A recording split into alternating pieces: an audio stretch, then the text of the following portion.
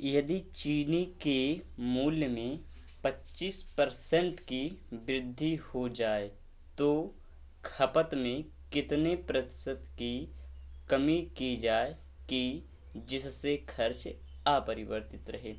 खर्च अपरिवर्तित रहे इसका क्या मतलब हुआ कि अगर कोई व्यक्ति पहले 40 रुपये खर्च कर रहा है तो बाद में भी 40 रुपये ही खर्च करे। अगर कोई व्यक्ति पहले 100 रुपये खर्च कर रहा है तो बाद में 100 ही रुपये खर्च करे। मतलब खर्च अपरिवर्तित रहे, दाम बढ़ जा रहा है वो क्या करेगा, चीज़ें कम खरीद लेगा, या फिर दाम कम हो रहा चीज़ें ज़्यादा खरीद लेगा, लेकिन क्या करेगा वो खर्च ज़्यादा नहीं बढ़ाएगा। खर्च अगर 100 कर रहा है तो 100 ही करेगा।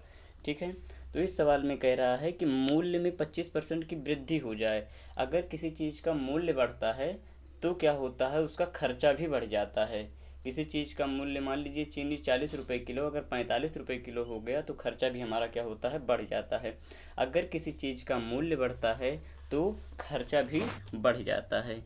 तो खर्चा भी बढ़ जाता है तो खर्चा बराबर हो जाएगा, खर्चा देखिए 25% की वृद्धि हुई है तो मतलब खर्चे में भी 25% की वृद्धि हुई है।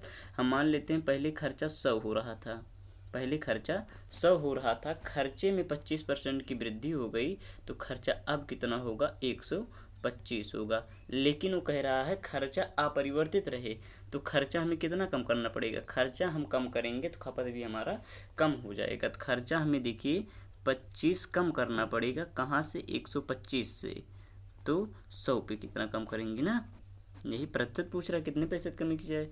तो 25 से करने में 25, 25 पंचे 125, 5 करने में 5, 5 दुनाई 10, मतलब 20% की क्या हो जाए, हमें क्या करना पड़ेगा, खपत में 20% की कमी करना पड़ेगा। खपत में क्या करना पड़ेगा, 20% की कमी करना पड़ेगा। ठीक है,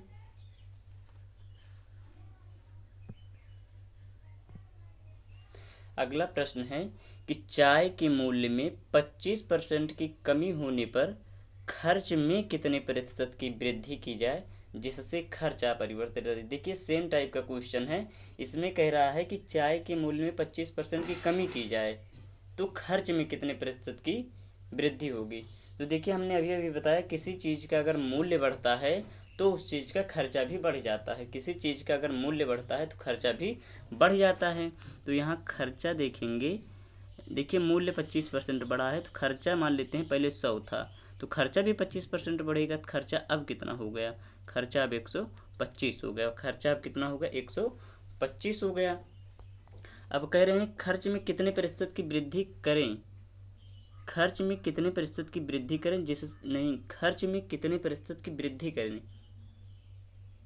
जिससे खर्च अपरिवर्तित रहे। देखिए सवाल में क्या कह रहा है, चाय के मूल्य में 25% की कमी हो रही है तो मतलब खर्चे में भी 25% की कमी हो जाएगी। अगर मूल्य में कमी हो रही तो खर्चे में भी 25% की कमी हो जाएगी। तो खर्चा 100 है, 25% की कमी होगी तो खर्चा अब कितना होगा, 75 होगा, 75 होगा। अब ये कह रहा है खर्चे में कितने प्रतिशत की वृद्धि करें, खर्चा देखिए 75 हो रहा है, खर्चा अपरिवर्तित रहे तो खर्चे में हम क्या करेंगे, 25 की वृद्धि करेंगे। खर्चे में कितनी, 25 की वृद्धि करेंगे, किस पर, 75 पर। तो 100 पे कितना काटेंगे, 25 करने में 25, 25 3 75, 100/3 आ गया। 100/3 को हम क्या लिख सकते हैं, 33 सही 1/3%। तो हम क्या करेंगे, खर्चे में क्या करेंगे, खर्चे में कितने की वृद्धि करेंगे, 33 सही 1/3% की। ठीक।